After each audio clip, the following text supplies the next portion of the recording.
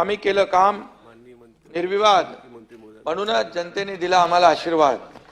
खऱ्या अर्थाने असं म्हटलं तर वावगं टाकणार भाई, बरोबर आहे। कार्यकर्ता घरात नाही तर लोकांच्या दारात शोभून दिसतो, आणि म्हणून शासन आपल्या दारी आम्ही घेऊन गेलो। 5 कोटी लोकांना त्याचा फायदा झाला, 5 कोटी लोकांना। त्याला द्यायचा दानच लागते, देना बँक पाहिजे, लेना बँक नाही। सभागृहाचे नेते आणि उपमुख्यमंत्री एकनाथ शिंदे साहेब आता त्याला उत्तर देतील। सभापती महोदय,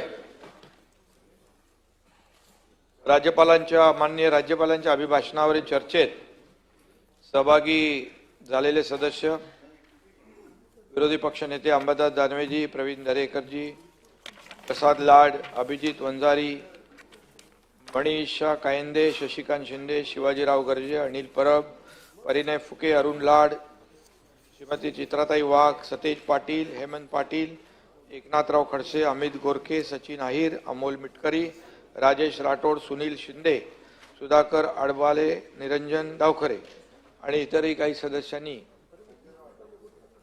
आपले अभिभाषणावर चर्चेमध्ये त्यांनी सहभाग घेतलाय। सभापती महोदय, यंदाच्या विधिमंडळाच्या अर्थसंकल्पीय अधिवेशनात माननीय राज्यपालांनी केलेल्या अभिभाषणावर मी या ठिकाणी सभागृहातल्या सदस्यांच्या प्रश्नांवर आणि अभिभाषणावर बोलण्यासाठी उभा आहे। सभापती महोदय, ऐतिहासिक मॅन्डेट घेऊन पुन्हा सत्तेत आलेल्या आमच्या महायुती सरकारचं हे पहिलंच बजेट अधिवेशन आहे। राज्यपाल महोदयने आपल्या अभिभाषणामध्ये महाराष्ट्राच्या विकासाचं जे सुस्पष्ट चित्र मांडलं त्याबद्दल मी त्यांचं मनापासून अभिनंदन करतो, त्यांना मनापासून धन्यवाद देतो। कारण राज्यपालांनी जे विकासाचं चित्र मांडलं त्या चित्रामध्ये रंग भरणे, महायुतीच्या गेल्या टर्म मध्ये मी मुख्यमंत्री होतो, देवेंद्रजी आणि अजितदादा आमच्या टीमने ते केलं, याचं मला समाधान आहे। चर्चेत उपस्थित झालेल्या सर्व विषयांवर मी उत्तर या ठिकाणी देतोय। यातील हाय सिक्युरिटी, नंबर प्लेट, टोल, विदेशी गुंतवणूक अशा अनेक विषयात मी आणि मुख्यमंत्र्यांनी वेळोवेळी वस्तुस्थिती स्पष्ट केली आहे। पण काही लोकांना अजूनही समजलेलं आहे, पण त्याला म्हणतो आपण कळतं पण वळत नाही, अशी परिस्थिती आहे। किंवा समजून घ्यायचंच नाही असं ठरवल्यानंतर त्याला काय पर्याय नसतो। गेले 3 वर्ष उद्योग राज्याबाहेर गेले, यावर विरोधी पक्षाची कॅसेट गेल्या 2.5-3 वर्षामध्ये अडकलेली आहे। आणि खोटं नॅरेटिव्ह जे लोकसभेत पसरवलं ते लोकांनी विधानसभेच्या खोटं नॅरेटिव्ह फेकून दिलं, आणि खऱ्या अर्थाने याचा बोध तरी विरोधी पक्षांनी घेतला पाहिजे। देवेंद्रजींच्या नेतृत्वाखाली आमच्या महायुतीच्या नव्या सरकारची दमदार सुरुवात झालेली आहे, आणि पहिल्या बजेटमध्ये त्याचं प्रतिबिंबही आपल्याला उमटलेलं दिसेल। आता दुप्पट वेगाने आणि चौपट क्षमतेने या महायुती सरकारला पुढचं कामकाज करायचं आहे। कारण शेवटी जे लँडस्लाइड मॅन्डेट मिळालेलं आहे त्यामुळे आमची जबाबदारी वाढलेली आहे, आणखी जोमात काम करणं आहे आणि आणखी वेगवान निर्णय घेणं आहे। वास्तविक गेलं वर्ष आपल्या सर्वांसाठीच धकाधकीचं गेलं। लोकसभा आणि विधानसभेच्या निवडणुका त्यामध्ये आल्या। महायुतीच्या 2.5 वर्षाच्या काळात ऐतिहासिक अशी विकास कामं केली आणि कल्याणकारी योजनाही आपण केल्या। त्या विकास कामांची जंत्री मी काही तर वाचत नाही, कारण त्याला फार वेळ लागेल। कारण आम्ही निर्णय एवढे घेतलेत की लोकाभिमुख निर्णय, रखडलेले प्रकल्प, त्याला दिलेली चालना, त्याचबरोबर कल्याणकारी योजना, या सर्व विकास कामांच्या जोरावर लोकांनी, जनतेने आम्हाला भरघोस मताने लँडस्लाइड विक्ट्री दिली। 232 सदस्य महायुतीचे निवडून आले। आतापर्यंतच्या इतिहासामध्ये एवढी विक्ट्री म्हणजे एवढा यश, एवढं जोरदार विजय या महाराष्ट्राला पहिल्यांदा मिळालेला आहे. महायुतीच्या सरकारच्या कामावर, परफॉर्मन्सवर लोकांनी शिक्कामोर्तब केलंय. आम्ही केलं काम निर्विवाद, म्हणूनच जनतेने दिला आम्हाला आशीर्वाद. खऱ्या अर्थाने असं म्हटलं तर वावगं टाकणार भाई, बरोबर आहे ना? हाय ते खरं आहे ना, मान्य केलं पाहिजे ना. आठवले, कधी कधी आठवायला लागतं. ते मित्र पक्षात आहेत ना, काही गोष्टी तुम्हाला विस्मरणात जातात आणि आम्हाला आठवतात. आणि म्हणून अंबादास आपले खऱ्या अर्थाने तुम्ही वैयक्तिक घेऊ नका, पण तुम्हाला लोकांनी नापास केलं आणि म्हणून महायुतीला पास केलं कामाच्या जोरावर.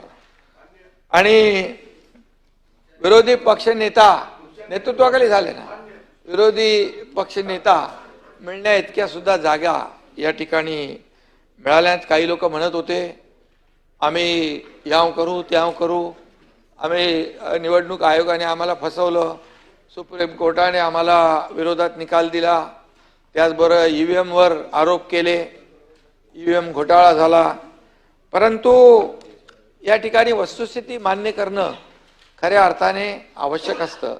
आणि त्यासाठी जे जनतेच्या न्यायालयात आम्ही जाऊ, तिकडे आम्हाला न्याय मिळेल. जनतेच्या न्यायालयात देखील जनतेने तोंड कशी पाडलं ही वस्तुस्थिती आहे. आणि म्हणून निवडणुका जिंकल्या, सत्ता आली म्हणजे आमचं काम झालं असं मानणाऱ्यांपैकी आम्ही बिलकुल नाही आहे. आणि म्हणून उलट जनतेने आम्हाला जे ऐतिहासिक मॅन्डेट दिलं अध्यक्ष सभापती महोदय, त्यामुळे आमची जबाबदारी आणखी वाढलेली आहे. नव्या सरकारने पहिल्या दिवसापासून काम सुरू केलं. 100 दिवसाचं आढावा सुरू झाला. 100 दिवसामध्ये काय केलं पाहिजे याचा एक अजेंडा फिक्स झाला आणि रोज त्याचा आढावा आपण घेतोय. आणि खऱ्या अर्थाने त्यांना या 100 दिवसात देखील ज्या विविध कार्यालय असतील, विविध विभाग असतील, ते देखील जोमाने कामाला लागलेले आहेत. जी कामं तात्काळ आपण करू शकतो ती 100 दिवसामध्ये लोकांना मिळू लागली आहेत आणि त्याचा देखील समाधान आम्हाला आहे.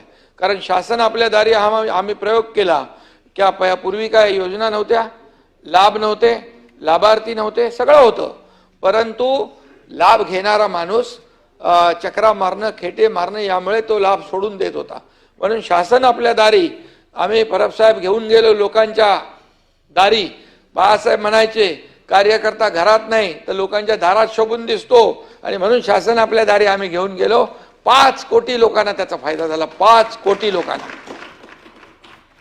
आणि म्हणून ही दिशा जी आहे पुढच्या 5 वर्षाच्या विकासाची दिशा आहे.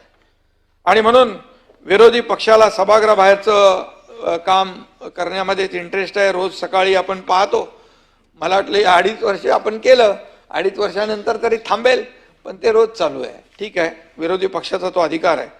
परंतु खरं म्हणजे विधानसभेचं अधिवेशन होतं जनतेचे प्रश्न मांडण्यासाठी, आपल्या विधानसभेतल्या प्रश्नांना न्याय देण्यासाठी, राज्यातल्या काही धोरणात्मक प्रश्नांना न्याय देण्यासाठी हे सभागृह आहे. आणि वरच्या सभागृहामध्ये तर आपल्याला खूप वाव आहे, खूप संधी आहे बोलण्यासाठी आणि प्रश्नांची उकल करून घेण्यासाठी.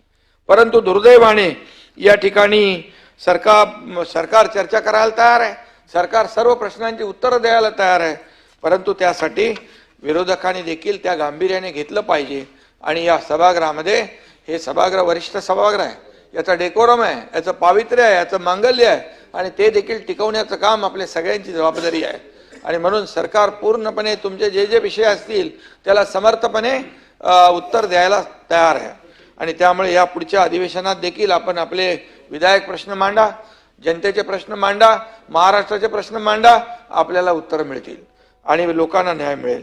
खरं म्हणजे आता विरोधी पक्ष खऱ्या अर्थाने दिशाहीन झालेला दिसतोय, गोंधळलेला आहे. त्यांना केवळ आणि केवळ राजकारणच करायचं आहे, राजकारणाच्या पलीकडे त्यांना काही समजत नाही, उमजत नाही. आणि म्हणून काल मराठी भाषेच्या मुद्द्यावरही राजकारण करण्याचा प्रयत्न झाला. मुख्यमंत्र्यांनी काल सांगितलं आणि मी पण आज सांगतो की महाराष्ट्रात राहणाऱ्या प्रत्येकाला मराठी ही भाषा आलीच पाहिजे. ही मराठी ही आपली बोलीभाषा आहे, मराठी आपली मायबोली आहे, ती कुठेही त्यात कुठलीही तडजोड करता कामा नये, होणारही नाही.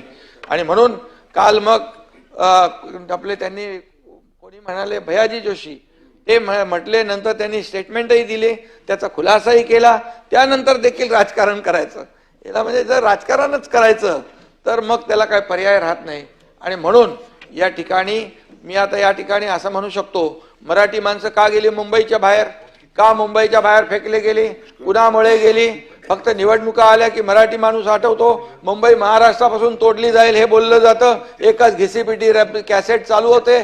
परंतु या ठिकाणी मुंबईच्या बाहेर जे आता मुंबई गेलेत, मग ते SRA असेल, धोकादायक इमारती असतील, कोण डेव्हलपर आहेत, कुणाशी साठलोट आहे, ह्या सगळ्या गोष्टी ज्या आहेत याचं आत्मपरीक्षण केलं पाहिजे, आत्मचिंतन केलं पाहिजे.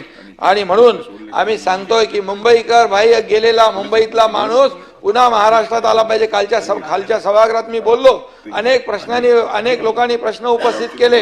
हे प्रकल्प रखडलेत, ते प्रकल्प रखडलेत.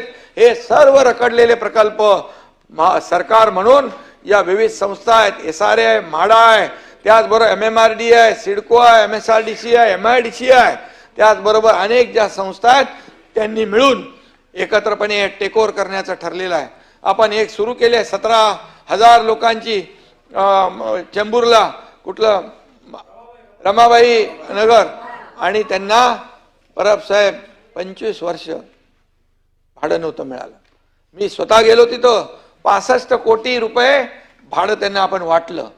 आणि म्हणून मुंबईतला आमचा उद्देश असा आहे की रखडलेले जे SRAचे प्रकल्प, रखडलेल्या धोकादायक इमारतींचा पुनर्विकास हा शासनाच्या संस्थांच्या माध्यमातून, आणि जे डेव्हलपर चांगलं काम करणारे, ज्यांची कॅपॅसिटी आहे त्यांनी करावं. परंतु वेळेमध्ये हे सर्व झाले पाहिजे आणि मुंबई बाहेर गेलेला मुंबईकर पुन्हा मुंबईत आला पाहिजे, हे आमचं धोरण आणि ही आमची भूमिका आहे. आणि म्हणून गिरणी कामगार पण येतो मी त्याच्यावर. आणि त्यामुळे मराठी बरोबर कुठली तडजोड होणार नाही. माय मराठीला अभिजात भाषेचा दर्जा मिळाला, या मराठीला 7 समुद्रापडे पार नेण्याचा निर्धार केला आणि गेली देखील 7 समुद्रापार. आणि म्हणून मराठी भाषेला अभिजात भाषेचा दर्जा दिला, त्याबद्दल मी या देशाचे आदरणीय प्रधानमंत्री नरेंद्र मोदीजी यांचं अभिनंदन करतो, त्यांना धन्यवाद देतो. कारण गेल्या अनेक वर्षापासूनचा हा प्रश्न होता, आपल्या सगळ्यांचाच प्रश्न होता. हा मराठी अस्मितेचा आहे, मराठी आपल्या सगळ्यांच्या श्रद्धेचा विषय आहे. आणि म्हणून काही लोकांना मी मगाशी म्हटल्याप्रमाणे निवडणुकीपुरतं मराठी आणि मराठी भाषा ही आपल्याला त्याचा उल्लेख करता कामा नये. मराठी भाषा ही आपली अस्मिता आहे. आणि म्हणून आपल्या सगळ्यांच्या हृदयामध्ये मराठी आहे, आपल्या नसानसामध्ये मराठी आहे. मराठीचं प्रेम दाखवायचं आणि वेगळंच काहीतरी करायचं. आणि म्हणून या ठिकाणी आपल्याला ते स्वतः आत्मपरीक्षण केलं पाहिजे. महाराष्ट्रातून कर्नाटकात गेलेल्या ST बसच्या चालक वाहकांना तिथल्या गुंडांकडून मारहाणीची घटना घडली, अतिशय दुर्दैवी प्रकार झाला. आम्ही देखील याची गंभीर दखल घेतलेली आहे. निवडणुकीच्या वेळी याच कर्नाटकच्या मुख्यमंत्र्यांना काही जण महाराष्ट्रात घेऊन आले होते, हे आपल्याला माहित आहे. त्याच्या पानवर जाहिराती दिल्या होत्या. त्यांचा कारभार किती ग्रेट आहे कर्नाटकचा हे सांगितलं गेलं. आता त्यांना फोन केला पाहिजे ज्यांनी त्यांना घेऊन आले, का आमच्या मराठी माणसांवर तिकडे अन्याय करताय, थांबवा अन्याय. हे देखील जबाबदारी या आपल्या लोकांची आहे, त्यांनी देखील ती पार पाडली पाहिजे. आणि म्हणून मराठी माणसाची होत असलेली गळचेपी थांबवायला सांगितली पाहिजे. सीमा भागातल्या बांधवांना आपण शासन म्हणून काय काय करतो, नेहमी आपण त्यांच्या मागे उभे राहिलेलो आहे. एक मताने आपण ठराव केलेला आहे.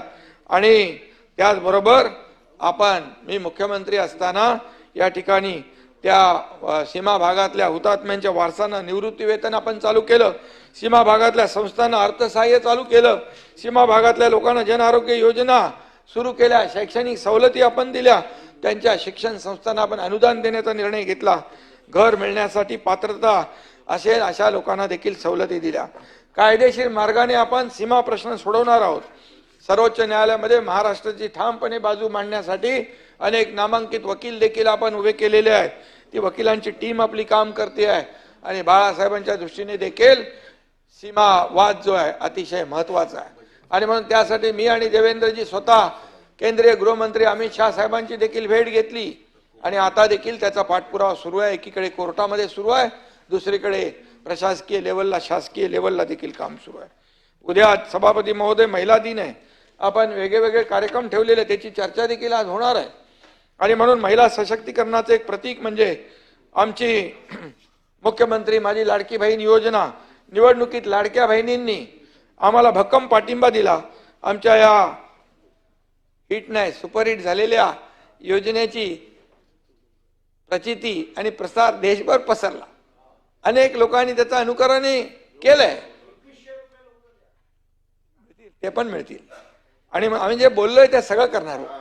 आणि म्हणून या सुपरहिट योजनेबद्दल विरोधकांनी विषारी प्रचार केला, कोर्टामध्ये गेले, योजनेत खोडा घातला, म्हणाले चुनावी जुमला आहे, पैसे काय मिळणार नाहीत.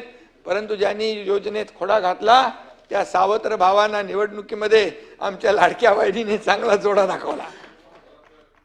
आणि म्हणून त्यांना नाही बोलत आपण, तू काय त्यांना सांगतोय, सावत्र भावांना. आणि म्हणून आणि त्यानंतरही सुधारणा होत नाही. आमच्यावर आरोप सुरूच आहेत. लाडक्या बहिणी अचानक सावत्र कशा झाल्या, त्यांनी 2100 रुपये कधी देणार, त्यांची नावं का वगळताय. एक लक्षात ठेवा सावत्र भावांनो, तुम्हाला नाही बोलत,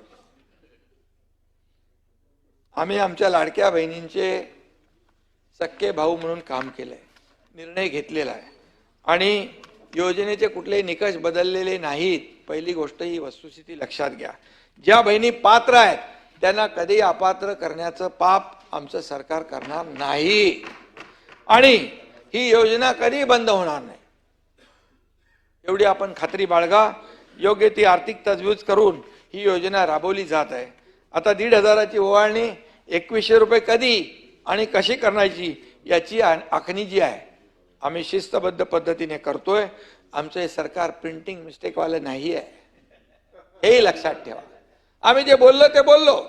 आता आर्थिक तजवीज जी आहे, तरतूद जी आहे, काटकसर करून जे काही करायचं आहे ते नक्की करू. आणि या ठिकाणी याची देखील एक तजवीज करायला लागेल. आणि शेवटी आपल्या सगळ्या योजना सुरू ठेवायच्या आहेत, विकास प्रकल्प सुरू ठेवायचे आहेत, कमिटेड जो खर्च आहे तो आपल्याला द्यायचा आहे.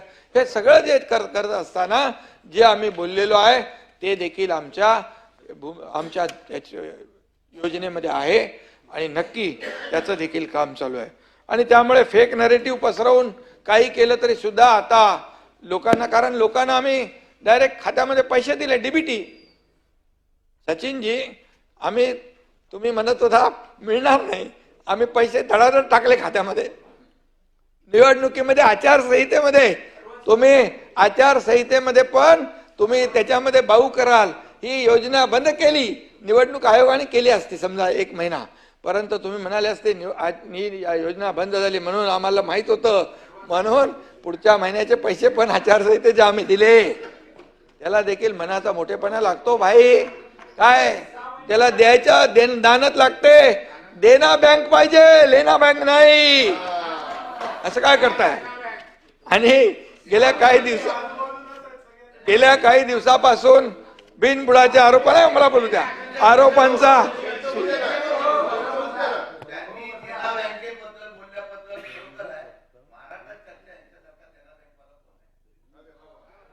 देना बँक फुल फॉर्म मध्ये प्रॉफिट मध्ये आहे.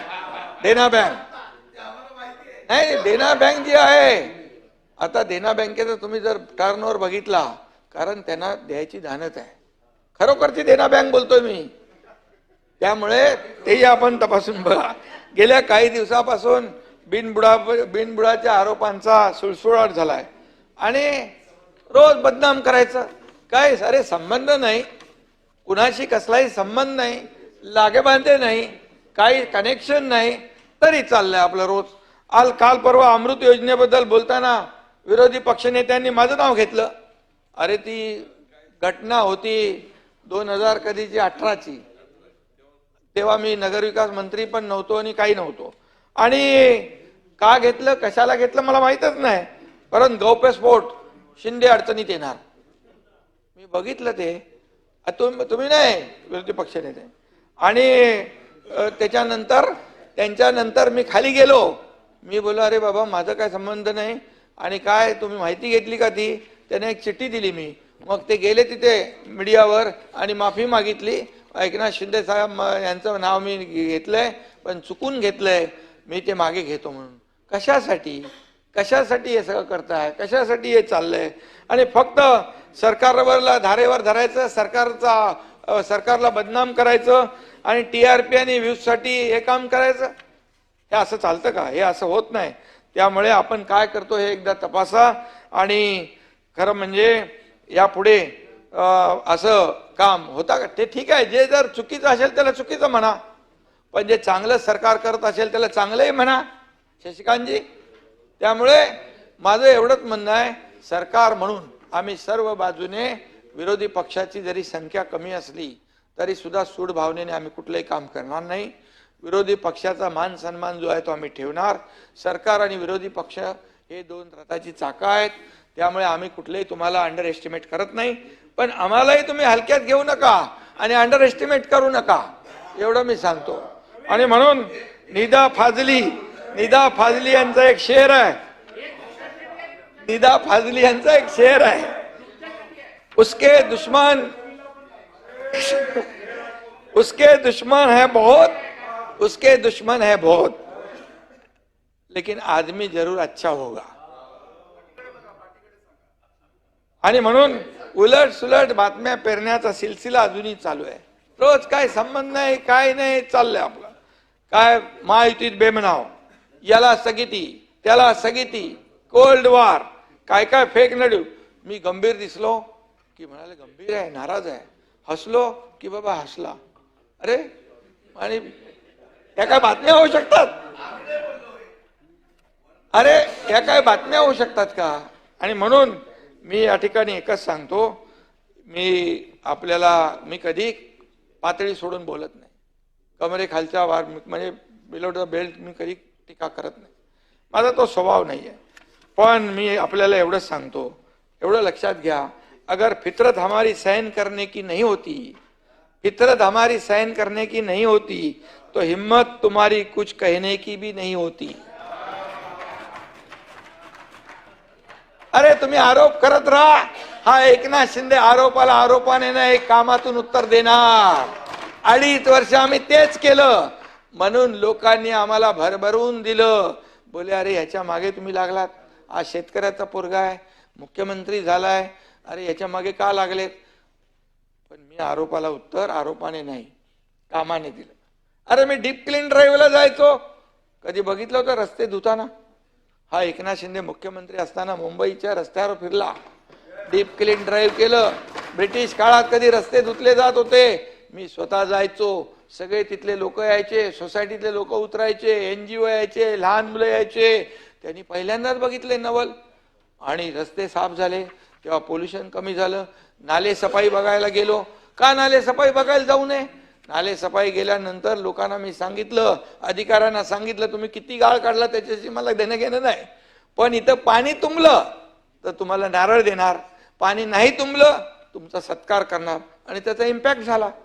म्हणाले हे काय काम मुख्यमंत्र्याचं असतं काय? मग कोणाचं असतं? मुख्यमंत्र्याचं काम काय घरात बसायचं असतं का? फिरायचं असतं, काम करायचं असतं, लोकांमध्ये जायचं असतं. यासाठी मुख्यमंत्री ग्राउंडवर फिरणारा, फील्डवर काम करणारा मुख्यमंत्री म्हणून सहज भेटणारा, accessible, approachable, common man. CM म्हणजे चीफ मिनिस्टर नाही, कॉमन मॅन. आता देवेंद्रजी सीएम आहेत, मी आता म्हणतो DCM आहे, आता मी dedicated to common man. Common man, सर्वसामान्यांची नाळ तुटता कामाने बाळासाहेबांनी आम्हाला शिकवलंय, धर्मवीर आनंदीगे साहेबांनी शिकवलंय. नाता भाऊ, सर्वसामान्य माणसाच्या पाठीशी उभं राहण्याचं काम आम्ही करतोय आणि म्हणून आम्ही कामातून बोलतोय. आणि एवढंच मी सांगतो, मगाशी मी म्हटलं आपल्याला की आम्ही तुम्हाला अंडर एस्टिमेट करत नाही. तुमचा मान सन्मान विरोधी पक्षाचा आहे. सभागृहात देखील आमचे अध्यक्ष ठेवतात, सगळे आमचे बाकी लोक ठेवतात. आमचे अध्यक्ष पण तुम्हालाही बोलायला देतात, इकडे पण न्याय दोन्हीकडे सगळं करतात. आमच्या निलमताई होत्या, त्याही ते करत होत्या, त्याही करतायत, ते जेव्हा असतील तिकडे असतात तेव्हा. त्यामुळे आमच्याकडून अन्याय होणार नाही. पण तुम्ही देखील अतिरेक करता कामा नये.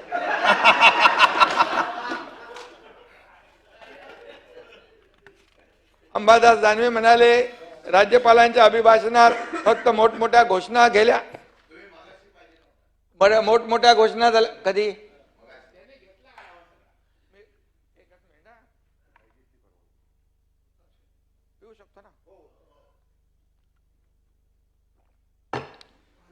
मगाशी काय झालं?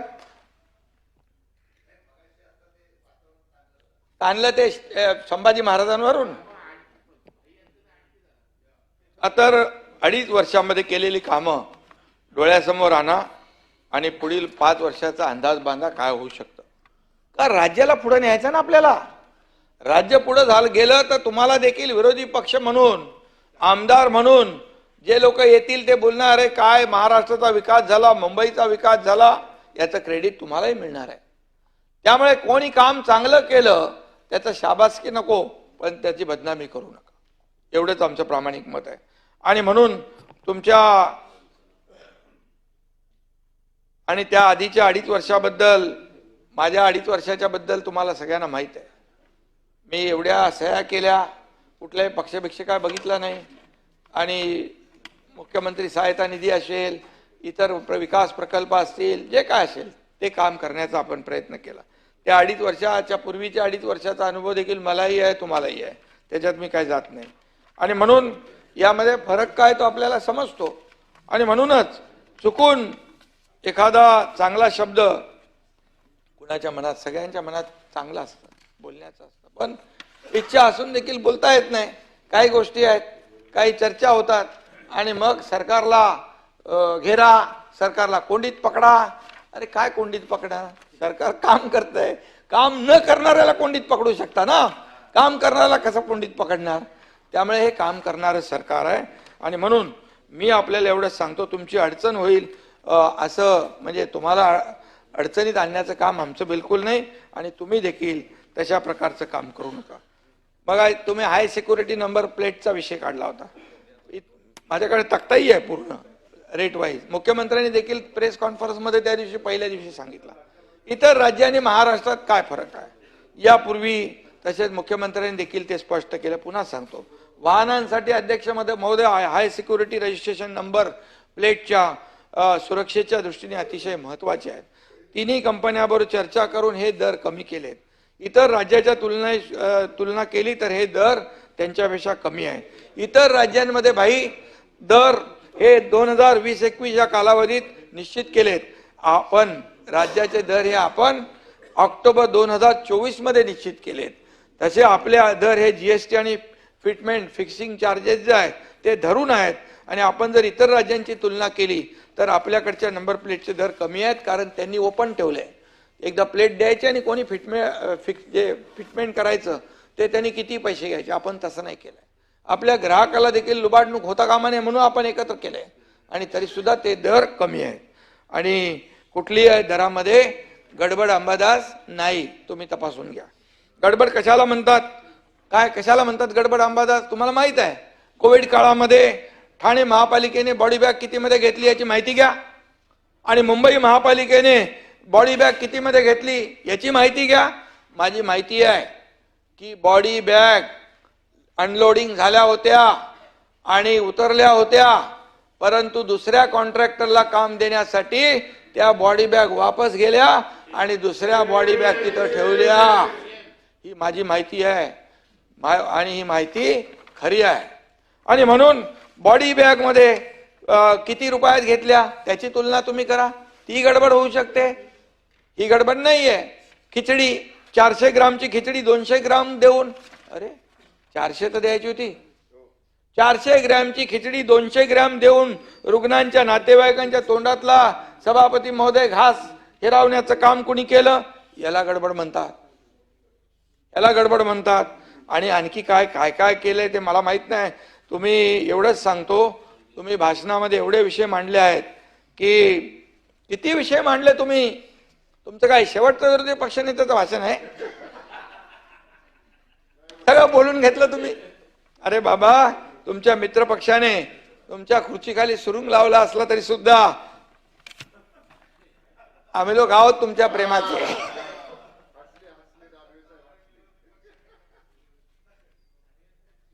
तुमचे नेते मागे उभे राहिले नाही तर सुद्धा या ठिकाणी विरोधी पक्ष नेत्याचा मान सन्मान करण्याची आमची संस्कृती आहे, आमची परंपरा आहे. त्यामुळे टोलची मुदत संपलेली असताना नव्याने पथकर वसुली कंपन्यांना दिली असे विरोधी पक्ष नेत्यांनी सांगितले.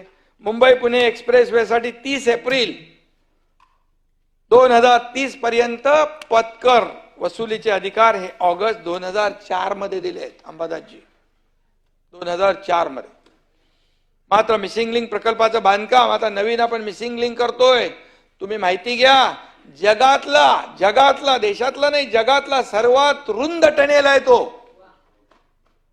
आणि त्या टनेलमुळे घाटातली सगळी ट्रॅफिक बंद होणार, घाटातली सगळी ट्रॅफिक अवॉइड होईल. मुंबई पुणे अर्धा तास भाई जाणं येणं अंतर कमी होईल, पोल्युशन कमी होईल.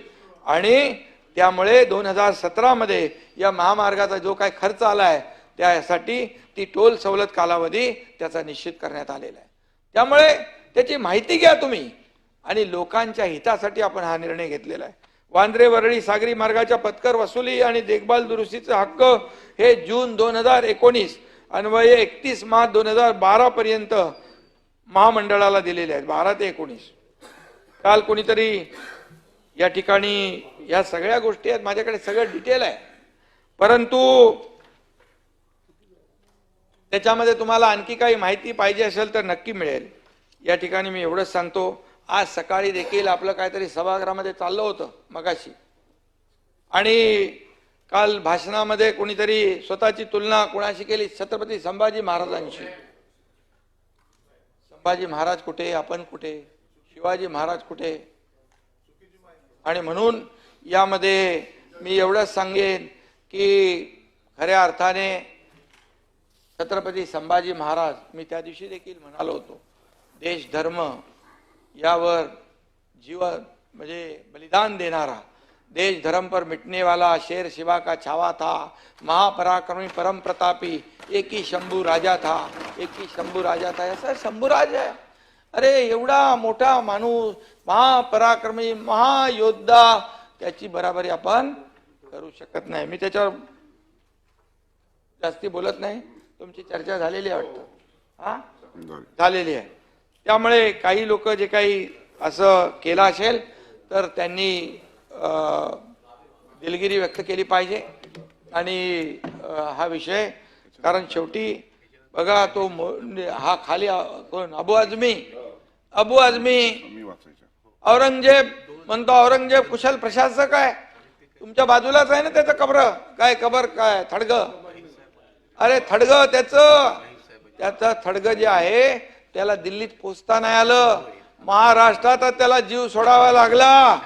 आणि संभाजी महाराज बलिदान करून पण जिंकले, पण औरंगजेब जिंकून पण हरला. हा औरंगजेबाचा क्रूर कर्म, कौर्य. छत्रपती संभाजी महाराजांचा 40 दिवस हाल केला, जीभ छाटली, डोळ्यात गरम सळ्या घातल्या, नख कापली, अंगाची चामडी सोलली, मीठ टाकलं, काय काय केलं, हातोनात हाल केले. आणि अशा औरंगजेबाचे उदो करणं म्हणजे खऱ्या अर्थाने हा देशद्रोह आहे. आणि म्हणून देशद्रोहात मीच मागणी केली, देशद्रोहाला टाकून द्या आतमध्ये आणि त्याचं निलंबन करून टाका. आणि म्हणून त्याचं निलंबन झालं. त्यामुळे छत्रपती संभाजी महाराज असतील, शिवाजी महाराज असतील, आपले राष्ट्रपुरुष असतील, यांचा कुठलाही अपमान केलेला कोणी महाराष्ट्र सहन करू शकणार नाही. त्यामुळे प्रत्येकाने आपल्या मर्यादेमध्ये राहिलं पाहिजे.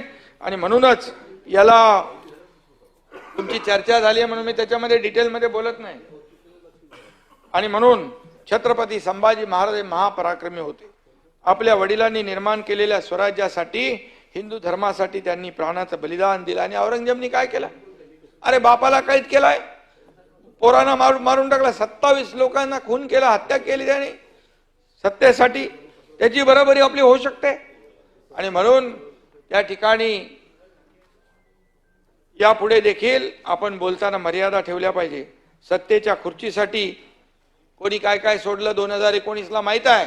हिंदुत्व सोडलं, वडिलांचे विचार सोडून शत्रूच्या तंबूमध्ये छावणीमध्ये जाणाऱ्या लोकांनी संभाजी महाराजांचा अपमान किंवा बरोबरी करणं हे योग्य होणार नाही. आणि म्हणून हे नैतिक त्यांना अधिकारही नाही. काही जण येतात टुरिस्ट म्हणून येतात, टुरिस्ट म्हणून जातात, सभागृहाबाहेर आरोप करतात आणि पायऱ्यावर उभे राहून निघून जातात. आणि म्हणून पर्यटन तुमच्याकडे आहे, पर्यटन यांच्याकडे आहे. आणि म्हणून बाहेर पायऱ्यावर राहून बघायचा चॅनलचा बूम आणि बोलून झाल्यावर ठोकायची धूम. असले लोक काय काय करतात, कशाला पाहिजे हे सगळं. आणि म्हणून या महाराष्ट्रात छत्रपती शिवाजी महाराज, संभाजी महाराज यांचा अपमान करणाऱ्या पिलावळ्याची वळवळ सुरू आहे. आणि म्हणून ही वळवळ बंद केली पाहिजे. कुठल्याही परिस्थितीमध्ये अबू आझमी असो की आणखी कोणी असो, सोलापूरकर असो का कोरटकर असो, कोणालाही सोडलं जाणार नाही.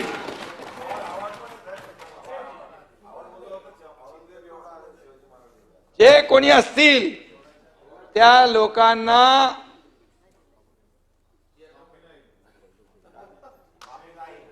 चुकीला माफी नाही. आणि म्हणून मी आपल्याला एवढं सांगतो, तोंड आहे म्हणून काही बोलायचं असं करता कामा नये. आणि म्हणून गेले काही दिवस बीड आणि जालन्यामधल्या बातम्यांनी महाराष्ट्राचं मन अस्वस्थ केलंय. तिथलं कौर्य बघून आपण सगळे अस्वस्थ झालो. आता बोराडे काय, बोराडेचं बघितलं ना व्हिडिओ, बोराडेचं व्हिडिओ बघितला मी स्वतः. एवढा गरम ते तिथं सगळ्या सळ्या घेत होता आणि त्याला चटके देत होता. किती मोठं हे निर्गुण, म्हणजे कौर्य आहे ते. ही विकृती येते कुठून? अशी विकृती वेळीच आपण ठेचली पाहिजे. आणि म्हणून या ठिकाणी मी सांगतो, मी स्वतः SP ला बोललो, CM साहेब स्वतः बोलले. मी तिथं माणूस आपला राजेंद्र जंजाळला मी पाठवला, ते घाटी हॉस्पिटलमधून प्रायव्हेट हॉस्पिटलमध्ये त्याला शिफ्ट केला. त्याच्याशी देखील मी स्वतः बोललो. त्याला मी म्हणालो काळजी करू नको. सरकार एवढा घाबरलेला की त्याला बोलायला येत नव्हतं, रडत रडत बोलत होता. बोले सरकार तुझ्या पाठीशी उभा आहे, काळजी करण्याची चिंता करण्याची गरज नाही. तो सांगत होता अमानुषपणे मला मारलं, अमानुषपणे मला मारलं, यांना सोडू नका. आणि म्हणून फक्त 307 नाही तर अशा लोकांवर मोका देखील लावला जाणार. आणि अशा लोकांना जेर बंद केल्याशिवाय सरकार बसणार थांब. आणि अशा लोकांना फासावर लटकवलं पाहिजे, यांना सोडता कामा नये. आणि त्याचबरोबर आपल्याला माहित आहे की गेल्या बदलापूरची घटना घडली, त्यानंतर स्वारगेटची घटना घडली. हा जो काय अन्याय अत्याचार जो आपल्या बहिणींवर, लाडक्या बहिणींवर या महाराष्ट्रामध्ये जे कोणी नराधम करतायत त्यांना बिलकुल सोडलं जाणार नाही. बदलापूरची घटना आपल्याला माहित आहे. बदलापूरला जे काही कारवाई झाली ती आपण म्हणाल पाहिलेली आहे. आणि त्यामुळे कुठल्याही परिस्थितीमध्ये अशा प्रकारच्या नराधमांना चुकीला माफी होणार नाही. उद्योगांच्या कराराच्या अंमलबजावणीचा मुद्दा विरोधकांनी उपस्थित केला. मी आपल्या समोर स्पष्ट करू इच्छितो, हे करार अंबादासजी कागदावरचे नाहीत. हे करार महाराष्ट्रात गेल्या 10 वर्षातील विक्रमी परकीय गुंतवणूक जी झाली ती 2.5 वर्षात आणि आता या मागच्या 9 महिन्यामध्ये झाली आहे. केंद्र सरकारच्या department for promotion of industry and internal trade म्हणजे DPIIT ने परकीय गुंतवणुकीचा डिसेंबर 2024 अखेरचा अहवाल जाहीर केला. त्याच्यामध्ये त्यांनी म्हटलंय 24-25 या आर्थिक वर्षातील पहिल्या 9 महिन्यात आतापर्यंत एकूण 1,39,434 कोटी रुपये इतकी परकीय गुंतवणूक आली. आपला अहवाल नाहीये, त्यांचा. ही गेल्या 10 वर्षातली आकडेवारी बघितली तर कोणत्याही एका वर्षातल्या परकीय गुंतवणुकीपेक्षा यंदाची गुंतवणूक सर्वात जास्त आहे. अरे मी गेलो होतो दावोसला 2 वेळा, तर 2 वेळा गेलो तर 7.5 लाख कोटीचे MOU केले. उदय सामंत कुठे आहेत? आणि त्याबरोबर यावेळेस मुख्यमंत्री आणि उदय सामंत गेले, 15 लाख कोटीचे MOU केले. आणि आम्ही केलेले MOUचे जवळपास 75 ते 80% एक्झिक्युशन झालं. जमिनी देण्याचं काम झालं, परवानगी देण्याचं काम झालंय. आणि म्हणून हे तपासून घ्या. आणि यामध्ये गेल्या 3 वर्षामध्ये आम्ही एकूण 94 कंपन्यांबरोबर करार केलेत. 2023 मध्ये आम्ही 1,37,393 कोटीचे 19 करार केलेत. त्यापैकी 9 करारांची विविध टप्प्यावर अंमलबजावणी सुरू झाली. 2024 मध्ये आम्ही 3 लाख कोटींचे 24 करार केले, त्यापैकी 10 प्रकल्पांची उभारणी सुरू झाली आणि आता जे 51 करार झालेत त्यामध्ये 19 प्रकल्पांची विविध टप्प्यावर उभारणी होती आहे. 2022-23 मध्ये काय झालं? करार झाले 80, MOUची अंमलबजावणी सुरू आहे आणि म्हणून 2022, 23 आणि 24 मध्ये झालेल्या करारांपैकी 80% MOUची अंमलबजावणी होती आहे. तपासून घ्या तुम्ही. औद्योगिक गुंतवणुकीसाठी उत्पादन प्रत्यक्ष सुरू होण्यास 3 ते 4 वर्षाचा कालावधी लागतो. 2-3 वर्षात रोजगार निर्मिती होते. त्यामुळे थोडं थांबा, तुम्हाला सगळं कळेल आणि रोजगार निर्मिती मोठ्या प्रमाणावर होईल. सब्र का फल मिठा होता है. आणि म्हणून हे आम्ही जे केलंय ते लोकांसाठी केलंय, ज्या या बेरोजगार तरुणांसाठी केलेलं आहे. राज्याची अर्थव्यवस्था $1 ट्रिलियन कशी होणार हे दिवा स्वप्न आहे असले आपण म्हणालात, पण आपल्याला मी सांगतो 1 नाही 1.5 ट्रिलियन फक्त मुंबई MMR मध्ये पोटेन्शियल आहे. हा अहवाल आमचा नाही, नीती आयोगाचा आहे. आपण प्रधानमंत्री महोदयांचं $5 ट्रिलियन त्यांची इकॉनॉमिकचा जो गोल आहे त्याच्यामध्ये $1 ट्रिलियन हा महाराष्ट्राचा आपण पकडलाय. पण नीती आयोग इकडे आला, त्यांनी सगळी माहिती घेतली, त्यानंतर त्यांनी आम्हाला सांगितलं तुम्ही या सेक्टरमध्ये लक्ष द्या, तुमचं 1 ट्रिलियन नाही 1.5 ट्रिलियन तुम्हाला मुंबई MMR मध्ये आहे, बाकी तर राहिलं वेगळं. त्यामुळे आपल्याकडे पोटेन्शियल आहे आणि म्हणून या ठिकाणी MMR क्षेत्राला जागतिक आर्थिक केंद्र बनवण्यासाठी या मागच्या काळापासून सुरुवात झालेली आहे. आदरणीय प्रधानमंत्री देखील म्हणाले फिनटेक हब करायचा आहे. हा महाराष्ट्र देशाचा ग्रोथ इंजिन आहे, कारण इथं पोटेन्शियल आहे, इथं स्किल मॅनपॉवर आहे, इथे इन्फ्रास्ट्रक्चर आहे, इथं कनेक्टिव्हिटी आहे. आज मुंबई नागपूर समृद्धी हायवे कोण कुत्रं जात होतं पूर्वी, आता तुम्हाला माहित आहे. तिथे लॉजिस्टिक पार्क येत आहेत, इंडस्ट्री येत आहेत, मेगा टेक्सटाईल पार्क येतोय. हे सगळं येतंय कारण कनेक्टिव्हिटी मिळाली. आणि म्हणून air connectivity, road connectivity, railway connectivity, water connectivity ही देण्याचं काम आपण करतोय. वाढवणमध्ये 76,000 कोटी रुपयाचा प्रकल्प आहे. सगळ्यात मोठा देशातला प्रकल्प आणि जगातला 5व्या नंबरचा प्रकल्प वाढवणमध्ये होतोय. पूर्ण गेम चेंजर होणार आहे. एवढा डीप ड्रॉप आहे तिथे की मोठे वेसल्स येणार, तिथे परदेशी गुंतवणूक येणार, लोक परदेशी आपल्याला चलन मिळणार, ह्या सगळ्या गोष्टी एक्सपोर्ट होणार. आणि म्हणून या सगळ्या तिथं आपण नवीन 3रं एअरपोर्ट करतोय. हे एअरपोर्ट नवी मुंबई एअरपोर्ट आता मार्च, एप्रिल, मे मध्ये सुरू होईल आणि आपलं तिकडचं एअरपोर्ट देखील आपण 3रं एअरपोर्ट करतोय. आणि म्हणून या ठिकाणी जी डेव्हलपमेंट चाललेली आहे ही डेव्हलपमेंट इतक्या वेगाने चाललेली आहे. केंद्र आणि राज्य सरकार मिळून आम्ही काम करतोय. डबल इंजिनचा सरकारचा फायदा काय? फायदा हा आहे की मिळणाऱ्या परवानग्या, मिळणारी काय अर्थव्यवस्था, याचा फायदा आहे. तुम्हाला माहित आहे आपण मराठवाडा वॉटर ग्रिड सुरू केला होता, जलयुक्त शिवार योजना चालू केली देवेंद्र फडणवीस मुख्यमंत्री असताना, आणि महाविकास आघाडी सरकारमध्ये अंबादास आपण मराठवाडा वॉटर ग्रिड बंद केला. आपण त्याला बंद केला, आपण जलयुक्त शिवार बंद केलं. मी मुख्यमंत्री झाल्यानंतर पुन्हा मराठवाडा वॉटर ग्रिडला सुरुवात केली, जलयुक्त शिवार योजनेला सुरुवात. शेतकऱ्यांच्या योजना आहेत. या मराठवाडा वॉटर ग्रिडमुळे मराठवाड्यातला दुष्काळ जाणार आहे. दुष्काळवाडा हा नाव पुसायचं, मग त्याच्यामध्ये काय राजकारण करायला पाहिजे? त्याच्यामध्ये सिंचनाचे प्रकल्प आधीच्या महाविकास आघाडी सरकारमध्ये मी होतो, 4-5 प्रकल्पाला पण प्रशासकीय मान्यता दिली नाही. पण महायुतीचं सरकार मुख्यमंत्री मी झाल्यानंतर 146 प्रकल्पांना मान्यता दिली. 146 प्रकल्पांना, सिंचन प्रकल्पांना लाखो हेक्टर जमीन ओलिताखाली येणार आहे. शेतकऱ्यांना काय दिलं आपण म्हणतो, तर शेतकऱ्यांना आम्ही शेतकऱ्यांच्या मागे उभे राहिलो. सततच्या पावसाचं नुकसान मिळत नव्हतं, ते आपण धरलं. NDRFच्या नियमाच्या बाहेर जाऊन आपण डबल देऊ लागलो. त्याचबरोबर जवळपास 16,000 कोटी आणि बाकी इतर योजनांमध्ये शेतकरी सन्मान योजना, 12,000 प्रधानमंत्री, 6,000 प्रधानमंत्री आणि 6,000 आपले, 12,000 रुपये आपण द्यायला लागलो. 45,000 कोटी रुपयाचं आपण योजना त्यांना दिल्या. त्यांच्या मागे आपण उभे राहिलो. आणि म्हणून शेतकरी हा अन्नदाता आहे. शेतकरी आपला मायबाप आहे आणि म्हणून त्याला कधी वाऱ्यावर सोडण्याचं काम सरकार केलं नाही, करणार नाही. आणि म्हणून यामध्ये देखील जे दिलंय ते तर बोललं पाहिजे आपण. गोगल गायनी केलेलं नुकसान कधी दिलं होतं अंबादास? आपण दिलं. विदर्भात धानाला बोनस कोणी वाढवला? महायुती सरकारने. हे तर वस्तुस्थिती आहे, याच्यात काय चुकीचं आहे? सततच्या पावसाचं सांगितलं मी, ते पकडत नव्हते, तेही पकडला आपण.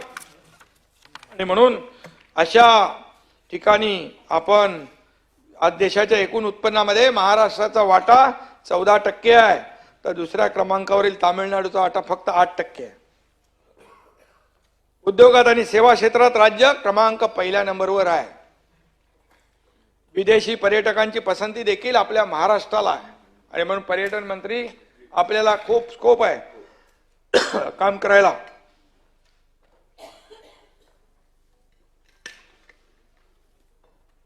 महाराष्ट्राने लॉजिस्टिक धोरण आखलेलं आहे.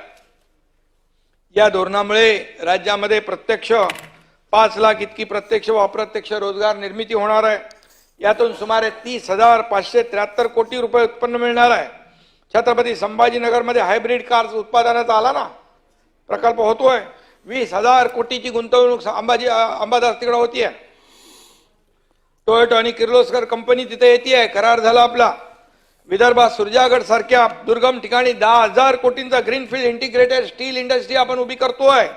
ग्रीन हायड्रोजन मध्ये मोठी गुंतवणूक आपण करतोय. मला आठवतं मी पालकमंत्री होतो, महाविकास आघाडीचं सरकार होतं. सुरजागडमध्ये मायनिंगला परवानगी देऊन जवळपास अनेक वर्ष झाली, पण मायनिंग चालू होत नव्हती. सगळे विरोधामध्ये होते, त्याला घाबरत होते. नक्षलवादी येतील, कंपनीच्या लोकांना मारतील, कामगारांना मारतील, तिथल्या पोलिसांना मारतील. अरे मी बोलो असं करून सरकार नक्षलवाद्यांना घाबरलं तर चालते का? मी बोलो तुम्ही करत नसाल तर हा पालकमंत्री स्वतः जाऊन सुरजागड चालू करेल. आणि मी जाऊन अंबादास सुरजागडचा प्रकल्प चालू केला. 10,000 कोटीची इन्व्हेस्टमेंट झाली. आता 10,000 लोक काम करतायत. आता पुन्हा 60,000 कोटीचं इन्व्हेस्टमेंट तिथं स्टील इंडस्ट्रीमध्ये होती आहे. लोकांची आता रांग लागली. परब साहेब माहिती घ्या तुम्ही, तिथे सुरजागडमध्ये आज फक्त नक्षलवादी तर जे त्यांना घालवायचे वरती त्यांना घालवलेच, परंतु जे उरले ते पण घाबरून सरेंडर झाले. आणि लोकांच्या हाताला आम्ही काम दिलं. तिथं शाळा, आरोग्य, रस्ते दिले. लोकांचं पूर्ण माइंड डायव्हर्ट झालं. नक्षल मुक्त गडचिरोली होतोय. आणि इकडून आता जवळपास नक्षलचा बिमोड एवढा झालाय की सगळे मोठे नक्षलचे गँग ज्यांच्यावर लाखो करोडो रुपयांचं इनाम होतं हे सरेंडर झाले. ही अचिव्हमेंट आहे. आणि म्हणून यासाठी लागते इच्छाशक्ती, यासाठी लागतं धाडस. ते दाखवण्याचं काम देखील आपण केलंय. तसं मी धाडस तुम्हाला माहित आहे, धाडस केल्यानंतर मुंबई, पुणे, नागपूर नाही तर आकांक्षित जिल्ह्यांच्या प्रगतीकडे आमचं लक्ष आहे. गडचिरोली सारख्या भागातल्या नागरिकांना महानगरातल्या प्रमाणे तो देखील जिल्हा मेनस्ट्रीम मध्ये आला पाहिजे. नुसतं नक्षलग्रस्त नक्षलांना मारून चालत नाही. त्यांना त्या डेव्हलपमेंटसाठी आपल्याला तिथला विकास केला पाहिजे. तो आम्ही केला, त्यांना सुविधा दिल्या. सभापती महोदय, राज्याच्या वस्त्रोद्योग धोरणावर देखील काही जणांनी टीका केली. यापूर्वी वस्त्रोद्योग धोरणाला बळकट करण्याच्या फक्त बाता करत होते, परंतु खऱ्या अर्थाने देशाचे पंतप्रधान आदरणीय मोदी साहेबांनी त्यांच्या मार्गदर्शनाखाली आम्ही महाराष्ट्राच्या वस्त्रोद्योगाला चालना देतोय. त्यासाठी केंद्राच्या योजनांबरोबर राज्याच्या योजना आपण सांगड घालतोय. त्याची महाराष्ट्रात तांत्रिक वस्त्रोद्योग अभियान सुरू करून ते राष्ट्रीय तांत्रिक वस्त्रोद्योग अभियानाशी देखील जोडलं गेलेलं आहे. हा 100 दिवसाच्या आमच्या कार्यक्रमाचा एक भाग आहे. आणि त्यामुळे दिल्लीमध्ये नॉलेज पार्टनर म्हणून महाराष्ट्र हे भारत टेक्स सारख्या जागतिक प्रदर्शनामध्ये सहभागी झालं. त्याला मोठा प्रतिसाद देखील मिळाला. आज आम्ही टेक्सटाईलमध्ये research and development, skill development, market and export incentive यावर देखील भर दिलेला आहे. मुख्यमंत्री युवा कार्य प्रशिक्षण योजनेमधून अनेक लाखो युवकांना प्रशिक्षण देण्यासाठी 5,500 कोटींची तरतूद सुद्धा केलेली आहे. आता 6 महिन्याच्या नंतर आणखी 5 महिन्याची त्यांना मुदतवाढ देखील आपल्या सरकारने दिलेली आहे. आणि म्हणून जवळपास 14,000 उद्योगामधून 1,32,000 पेक्षा जास्त उमेदवार प्रशिक्षण घेत आहेत. त्यांना स्टायपंड मिळतोय. त्याचबरोबर शक्तीपीठाच्या बाबतीमध्ये देखील चर्चा झाली. कुठल्या प्रदेशाची, राज्याची, या देशाची प्रगती ही रस्त्यामुळे होते. जिथं रस्ते तिथं प्रगती. अमेरिकेचं बघा, अमेरिकेची ओळख रस्त्यांमुळे आहे. आणि म्हणून या सगळ्या आपण समृद्धी महामार्ग सुरू केला तेव्हा देखील विरोध होता. काय होणार, कसं होणार, शेतकरी येणार. अरे सगळ्यांचे कन्सेंट घेऊन आम्ही दिले. त्यांनी म्हटले पैसे नाही मिळणार. मी म्हणालो पैसे देणार. कसे देणार? बोले 2.5 तासात तुमच्या खात्यामध्ये काय म्हणतो आपण, हा आरटीजीएस होणार. आणि आम्ही तिकडून निघाल्यानंतर त्या खात्यात, त्या शेतकऱ्याच्या खात्यात आरटीजीएस पैसे झाले. त्यांनी आम्हाला फोन केला, पैसे मिळाले. आणि त्यामुळे समृद्धी महामार्ग झाला, त्याला विरोध होता. आज समृद्धी महामार्गाला हिंदू हृदय सम्राट बाळासाहेब ठाकरे यांचं नाव आम्ही दिलं. आणि आज समृद्धी महामार्ग हा एक इकोसिस्टीम बनतोय. 18 नोड त्याच्यावर होत आहेत. लोकांना तिथं नोकऱ्या मिळतील, व्यवसाय मिळेल. त्या ठिकाणचं सगळं इकोसिस्टीम बदलती आहे. आणि म्हणून यावर, त्या धर्तीवर शक्तीपीठ हा 12 प्रमुख जिल्ह्यामधून जातोय. हा रस्ता पुढे कोकण द्रुतगती मार्गाला जोडणार आहोत. 802 किलोमीटरचा हा मार्ग आहे. त्यासाठी 86,000 कोटीचा खर्च आहे. 9,000 हेक्टरपेक्षा जास्त जमीन संपादित करावी लागणार. पण ज्यांचा विरोध आहे, सरकारने कुठलाही प्रकल्प रेटून दाबून पुढे नेलेला नाही. आणि म्हणून हा देखील जो शक्तीपीठ आहे, जिथं जिथं विरोध आहे त्यांना आम्ही समजवू. अगर त्यांना वाटलं की हा रस्ता इथून नको, तर अलाइनमेंट आम्ही बदलून घेऊ, अलाइनमेंट चेंज करू. परंतु कुठल्याही शेतकऱ्याच्या मनाच्या विरुद्ध त्याच्यावर हा प्रकल्प आम्ही थोपणार नाही. त्याच्यावर आम्ही हा प्रकल्प जबरदस्तीने लादणार नाही. त्याच्या कन्सेंटनेच आम्ही हा रस्ता करू. कारण या रस्त्यामुळे त्या भागाचा विकास होणार आहे. मुंबई, सिंधुदुर्ग, गोवा देखील आपण ऍक्सेस कंट्रोल करतोय. आज किती ऍक्सिडेंट होत आहेत. तो आता ऐतिहासिक रस्ता झालाय मुंबई गोवा. आता तो देखील नॅशनल हायवेचा तो देखील होतोय, कोस्टल हायवे होतोय. आणि त्याचबरोबर greenfield Mumbai Sindhudurg Goa access control रस्ता करतोय आपण. त्याचं डीपीआरचं काम सुरू झालेलं आहे. कोकणाचा बॅकलॉग भरून निघेल. कोकणामध्ये फायदा होईल. कोकणामधलं पाणी वाहून जाणारं जे पाणी आहे, आपले रामदासबाई नेहमी त्याचा उल्लेख करायचे 67 TMCचा, त्या ठिकाणी देखील त्याच्यावर आमचं काम सुरू झालंय. कोकणातला बॅकलॉग भरून काढणं, छोटे छोटे बंधारे, मध्यम बंधारे, मोठे बंधारे आणि या रस्त्याची कनेक्टिव्हिटी, त्याचबरोबर तिकडे बंदर बांधण्याचं काम, पोर्ट बांधण्याचं काम देखील युद्ध पातळीवर आपण करतोय. आणि म्हणून महाराष्ट्राची ओळख चांगल्या रस्त्यांची राज्य व्हावे अशीच आमची इच्छा आहे. त्यामुळे आम्ही सिमेंटचे जवळपास 7,480 किलोमीटरचे रस्ते राज्यभरात बांधण्याचा निर्णय घेतलेला आहे. आणि म्हणून मुंबईमधले आपल्याला माहित आहे, मुख्यमंत्री झाल्यानंतर पहिलाच आम्ही चेलला बोलवला, हे रस्त्याच्या खड्ड्यातले प्रवास तू कधी बंद करणार. त्याने म्हणाल तर आपण करू शकतो. 2 फेजमध्ये 600 जवळपास 700 किलोमीटरचे रस्ते 2 फेजमध्ये आपण करतोय. त्याचं काम चालू झालेलं आहे. आणि यासाठी रस्ते खड्ड्याचा प्रवास बंद होईल, अपघात बंद होतील, पावसाळ्यातल्या लोकांचा त्रास कमी होईल. आणि मग रस्ते चांगले बांधण्याचा निर्णय आपण घेतलाय. टोल टॅक्स फास्टॅगद्वारे घेण्याचा निर्णय सुद्धा, जे नॅशनल हायवेची पॉलिसी आहे ती आपण अडॉप्ट करतोय. पब्लिक ट्रान्सपोर्टला अनेक अर्थाने आपण खूप महत्व दिलंय. आज मेट्रो सुरू, अनेक लोकांनी मेट्रोला मुंबईतल्या विरोध केला, कारशेडला विरोध केला, सगळ्याला विरोध केला, मेट्रो 3ला विरोध केला. आता मेट्रो 3चा पहिला फेज चालू झाला. लाखो लोक प्रवास करतायत. दुसरा फेज आता सुरू होईल. 15 ते 20 लाख लोक त्याच्यामध्ये रोज प्रवास करतील. कोणासाठी आम्ही करतोय? हे सर्वसामान्य जनतेसाठी करतोय, लोकांसाठी करतोय. तुमची वाहतूक कोणती दूर होईल, पब्लिक जो रस्त्यावरती गाड्या, प्रायव्हेट गाड्या बंद होतील, त्यात लोक घरी ठेवतील, आरामशीर मेट्रोचा प्रवास करतील. हे सगळं काम आहे. कोस्टल हायवे झाला, अटल सेतू झाला, हे आपल्या समोर आहे. आणि म्हणून पब्लिक ट्रान्सपोर्टला महत्व दिल्यामुळे खाजगी ट्रान्सपोर्ट, खाजगी गाड्या, खाजगी वाहनं रस्त्यावर यायला कमी होईल, प्रदूषण कमी होईल, वाहतूक कोंडी कमी होईल. आणि अगदी शेवटच्या लास्ट माईल कनेक्टिव्हिटी लोकांना मिळेल. आम्ही मुंबईमध्ये कुठलं ते आपण पॉट टॅक्सीचं एक करतोय. मुंबईमध्ये दाटीवाटीचं क्षेत्र आहे पॉट टॅक्सी, त्यामध्ये एंड टू एंड कनेक्टिव्हिटीसाठी त्याचा देखील आम्ही त्याला वर्क ऑर्डर दिली आहे. काम सुरू होईल. वाहतूक कोंडी दूर होण्यासाठी अनेक प्रकल्प आपण करतोय. आणि त्याचबरोबर विरोधी पक्षनेते 23 महापालिकांमध्ये PM ई बस सेवा सुरू करणार आहोत. म्हणजे इलेक्ट्रिक व्हेकल, इलेक्ट्रिक बसेस ते देखील आपण करतोय. 20 महापालिकांसाठी 1290 बसेस मंजूर केल्या आहेत. त्यासाठी 134 कोटी 61 लाख रुपये खर्च करून बस डेपोचा विकास करतोय. तुमचं परिवहन सेवा देखील तुमच्या बस डेपोचा आता तुम्ही जे PPP मॉडेलवर बस पोर्ट सारखं त्या ठिकाणी करण्याचं धोरण केलेलं आहे. कारण एसटी म्हटलं ही आपली लाईफलाईन आहे, गोरगरिबांची आहे, गावागावात जाणारी आहे, गाव तिथं एसटी हे आपलं धोरण आहे आणि म्हणून त्याच्यामध्ये सुधारणा करण्याचं काम आपण करतोय. आणि म्हणून या ठिकाणी अनेक सुविधांसाठी देखील पायाभूत सुविधांसाठी आपण खर्च करतोय. गृहनिर्माण खातं आपण म्हणाल आता ते माझ्याकडे आहे. मी मुख्यमंत्री असताना सुद्धा सर्वसामान्यांच्या सचिनजींनी मगाशी मुद्दा उपस्थित केला होता. गिरणी कामगारांना घरं मिळावीत म्हणून आतापर्यंतच्या इतिहासामध्ये एकही घर कधी दिलं नाही. परंतु मी जेव्हा मुख्यमंत्री होतो त्यावेळेस जवळपास 3-4 टप्प्यामध्ये आपण जवळपास 4 ते 4.5 हजार घरे दिली. परंतु या ठिकाणी आपल्याला मी सांगतो, गृहनिर्माण विभागाचा मी आढावा घेतला. या गृहनिर्माण विभागाचा आढावा घेत असताना आपण त्याच्यात एक नवीन पॉलिसी आणतोय. परवडणारी घरं, परवडणारी भाड्याची घरं, त्याचबरोबर महिलांसाठी घरं, विद्यार्थ्यांसाठी हॉस्टेल आणि गिरणी कामगारांसाठी घरं आपण त्याच्यामध्ये अंतर्भूत केलेली आहेत. कारण हा गिरणी कामगार हा मूळ मुंबईकर आहे, त्याच्या घामावर मुंबई उभी राहिली आणि म्हणून गिरणी कामगारांना वाऱ्यावर आम्ही सोडणार नाही.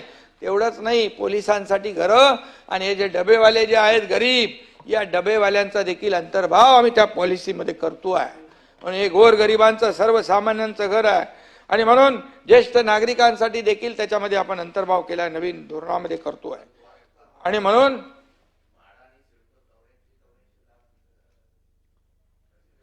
किमतीचं जे आहे किंमत परवडली पाहिजे म्हणून तर आम्ही धोरणामध्ये काय म्हटलंय, परवडणारी घरं, परवडणारी घरं मिळाली पाहिजे, हा आमची भूमिका आहे. मुंबईत वापस येईल आणि म्हणून क्लस्टर डेव्हलपमेंट सुद्धा आम्ही त्याच्यावर जोर दिलाय. ठिकठिकाणी कामं सुरू झाली आहेत. मुंबईतल्या पुनर्वसन प्रकल्पांना मगाशी मी म्हटलं ते गती आम्ही देतोय आणि म्हणून परवडणारी घरं सध्या सगळ्यांना मिळाली पाहिजे, हे आमचं धोरण आहे. प्रधानमंत्री आवास योजनेतून आतापर्यंत अंबादासजी 1633 प्रोजेक्टमध्ये 8,45,743 घरांना मान्यता दिली आहे. आर्थिकदृष्ट्या दुर्बल आणि अल्प उत्पन्न गटासाठी 6,25,050 घरकुलं आपण बांधतोय. याशिवाय EWS मध्ये 4,42,748 घरं बांधतोय. त्यापैकी 3,86,002 घरं बांधून पूर्ण झालेली आहे. ग्रामीण भागाचा विचार झाल्यास प्रधानमंत्री आवास योजना ग्रामीणमध्ये 18,31,624 घरं बांधणं सुरू आहे. ज्यांना जागा नाही त्यांचाही विचार राज्य शासनाने या सर्व योजनांमध्ये केलेला आहे. 97,000 पेक्षा जास्त भूमिहीन लाभार्थ्यांना घरांसाठी आपण जागा दिली आहे. देशात अंबादास महाराष्ट्र पंतप्रधान आवास योजनेमध्ये नंबर 1 वर आहे. आणि म्हणून आम्ही स्थापन केलेल्या महामंडळाचा उल्लेख तुम्ही केला. गेल्या किती मंडळं केली त्याच्यात मी जात नाही, परंतु गेल्या 2.5 वर्षात 19 महामंडळं स्थापन केली. प्रत्येक उपकंपन्यांसाठी 50 कोटी भाग भांडवल ठेवलं. इतर मागासवर्गीय वित्त आणि विकास महामंडळ मार्फत स्थापन करण्यात आलेल्या 9 उपकंपन्यांसाठी ROC शुल्क आणि स्टॅम्प ड्युटीसाठी 4,40,00,000 रुपये पुरवणी मागणीद्वारे दिला आहे. वसंतराव नाईक विमुक्त जाती भटक्या जमाती विकास महामंडळाला 4 उपकंपन्यांना 4.25 कोटी निधी लागणार आहे त्याच्यासाठी. त्यामुळे ही तरतूद भागवण्यासाठी 1,000 कोटी इतक्या रकमेची लाक्षणिक पूरक मागणी वित्त विभागाने मंजूर केलेली आहे. आणि गेल्या 2.5 वर्षामध्ये शेतकऱ्यांसाठी आम्ही जे केलं ते यापूर्वी कधीच केलं नाही. मगाशी मी त्याचा उल्लेख केलेला आहे. आणि म्हणून या ठिकाणी नैसर्गिक आपत्तीमध्ये त्याच्या मागे आम्ही उभे राहिलो. त्याचबरोबर 3.5 या ठिकाणी मी पुन्हा त्याच्यावर जात नाही, कारण शेतकऱ्यांसाठी आम्ही भरपूर केलं आहे आणि ते आपल्या समोर आहे.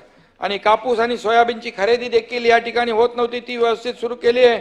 आताची लेटेस्ट माहिती घ्या, 137 लाख मेट्रिक टन FAQ प्रतीचा चांगला कापूस खरेदी करण्यात आला आहे. कापूस केंद्रावर खरेदी सुरू आहे. प्रत्येक खरेदी केंद्रावर किमान 50,000 क्विंटल कापसाची खरेदी होत असेल तर केंद्र सुरू करणे प्रशासकीय दृष्ट्या शक्य होतं, हे आपल्याला माहिती आहे. गेल्या 5 वर्षात करण्यात आलेल्या खरेदीकडे जर आपण पाहिलं तर 2021-22 मध्ये 0 खरेदी, 2022-23 मध्ये 0 खरेदी, 23-24 मध्ये 12.5 लाख क्विंटल खरेदी, 2024-25 मध्ये आतापर्यंत 1,37,000 क्विंटल खरेदी झाली आहे. याची माहिती घ्या, तपासून घ्या. राज्यात CCI मार्फत 124 खरेदी केंद्र आपण सुरू केली आहे. सोयाबीन खरेदी देशात सर्वात अधिक आपल्या राज्यात होती आहे. आणि म्हणून या ठिकाणी एकत्रित कर्नाटक, मध्य प्रदेश, कर्नाटक, तेलंगणा, राजस्थान, गुजरात या सर्व राज्यांची खरेदी आपण पाहिली तर त्याच्यामध्ये एकट्या महाराष्ट्राची खरेदी 2,44,335 मेट्रिक टन आहे. सोयाबीन खरेदीला 2 वेळा मुदतवाढ देणारे एकमेव राज्य आहे. आता सुद्धा शेतकरी नोंदणी मोठ्या प्रमाणावर झाल्यामुळे आणखी मुदतवाढ देण्याची विनंती केंद्राला आम्ही केलेली आहे.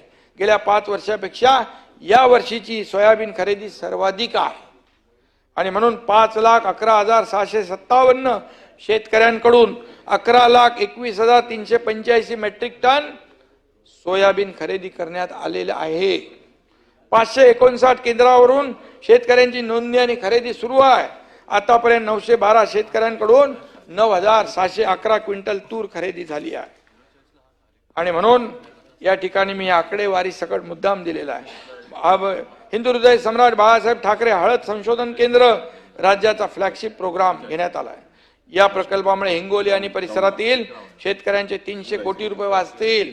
हळदीवरील प्रक्रिया उद्योगांना चालना मिळणार आहे. हा उद्योग देखील आम्ही बंद पडू देणार नाही. या उद्योगाला देखील चालना देण्याचं काम गेली 10 वर्ष देशाची विकास यात्रा जोमाने सुरू आहे. नव्या जगातल्या आव्हानांना तोंड देण्यासाठी आदरणीय प्रधानमंत्री मोदीजींच्या नेतृत्वाखाली देश सुसज्ज होतोय. आपला महाराष्ट्र सुसज्ज होतोय. गेल्या 2.5 वर्षात महायुती सरकारच्या विकास कामांचा स्ट्राईक रेट देशात सर्वाधिक होता. यापुढे हा स्ट्राईक रेट आणखी वाढत राहील. काम केलं तर त्या कामाबद्दल विश्वास जनता मतदानातून व्यक्त करते. याचा अनुभव आम्ही घेतलेला आहे विधानसभेमध्ये. गेल्या 3 वर्षात महाराष्ट्राने गरुड भरारी घेतलेली आहे. ही तर सुरुवात आहे. बहुत लंबा है सफर, लेकिन हौसला हा बुलंद है. आणि म्हणून आपल्याला पुढे जायचं आहे. तुम्हालाही घेऊन आम्ही पुढे जाऊ, काळजी करू नका. राजकारणाच्या काट्याकुट्यामधून वाट काढत आम्ही पुढे जातोय. या विकास यात्रेत सगळ्यांनी सामील व्हावं. सचिनजी, आपले गिरणी कामगारांना घरं दिल्याशिवाय आम्ही स्वस्थ बसणार नाही. तुम्ही नंतर बोला ना.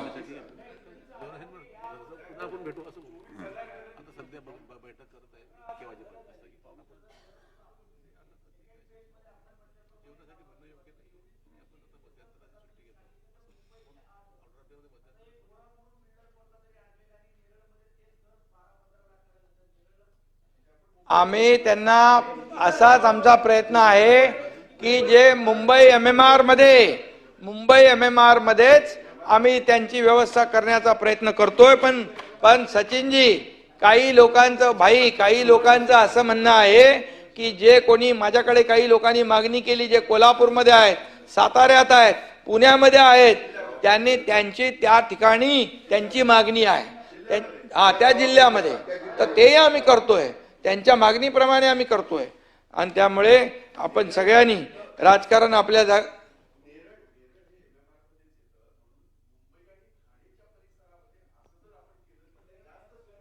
त्यांना सोयीचं होईल असं आपण करू भाई. आज तर सगळं बंद आहे, परंतु त्यांना बंद आहे ना, सोयीचं होईल असंच करू. कारण गिरणी कामगारांच्या बद्दल आपल्याला मोठी आस्था आहे. आणि म्हणून आता डिक्लेअर झालाय का, या वर्षीच्या आर्थिक पहिल्या 9 महिन्यात, ते बोललो मी मगाशी, 1,39,434 परकीय गुंतवणूक झाली. पुन्हा या वर्षी महाराष्ट्र पहिल्या क्रमांकावर आहे. उद्योगमंत्र्यांनी दिले ते. आणि म्हणून आपलं राजकारणाच्या जागेवर ठेवू. आपण विकासकारण करू. रडगाणं गात गाण्यापेक्षा विकास गाणं गाऊ. आणि या ठिकाणी आपण एकत्र येऊन काम करू, असंच आमचं म्हणणं आहे. आणि म्हणून आपल्या सगळ्यांचंच लक्ष एकच आहे, विकास आणि विकास. आणि म्हणून राज्याचा सर्वांगीण विकास केला पाहिजे. इथं सामान्य माणसाचं आयुष्य सुधारलं पाहिजे, समाधानी झालं पाहिजे. त्याच्या जीवनामध्ये बदल झाला पाहिजे, सुखाचे समाधानाचे दिवस आले पाहिजे. आम्ही सोन्याचा चमचा घेऊन जन्माला आलो नसलो तरी सुद्धा सर्वसामान्यांचे आयुष्य सोन्याचे दिवस आणण्याचं काम मात्र आम्ही करतोय. सोन्याचा चमचा घेऊन जन्माला आलो नाही, परंतु सर्वसामान्यांच्या जीवनामध्ये सोन्यासारखे दिवस आणण्याचं काम मात्र आपल्याला करायचं आहे. हे प्रयत्न आम्ही गेल्या 2.5 वर्षापासून करतोय. आणि म्हणून या ठिकाणी लाडका शेतकरी असेल, लाडक्या बहिणी, लाडके तरुण, लाडके ज्येष्ठ, त्यांना आनंद झाला पाहिजे, त्यांच्या जीवनात बदल झाला पाहिजे. राजकारण, आरोप प्रत्यारोप यातून केवळ काय होणार आहे? पोकळ ब्रेकिंग न्यूज. पण किती ब्रेकिंग न्यूज आल्या तरी महायुतीत काय ब्रेक होणार नाही. त्यामुळे आपण आपलं काम करूया, पुढे जाऊया, राज्याचं भलं होईल असं करूया. मी पुन्हा एकदा आपल्या सगळ्यांना मनापासून धन्यवाद देतो की आपण मिळून या ठिकाणी सौर पंप आपण ते सोलरवर जे कन्वर्ट करतोय त्या बाबतीत देखील मोठ्या प्रमाणावर आपण काम सुरू केलेलं आहे.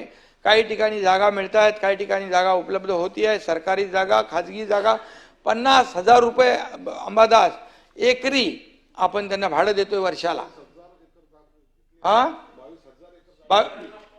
पंप ते आपण कन्वर्ट करतोय, त्यांचे पंप जे आहेत ना सोलरवर, तो देखील आपल्या, आणि दिवसा लाईट देण्याची आपली योजना आहे. 22,000 हेक्टर जमीन आपण त्याचा अधिग्रहित केले ना भाड्याने, बँक तयार केली आहे.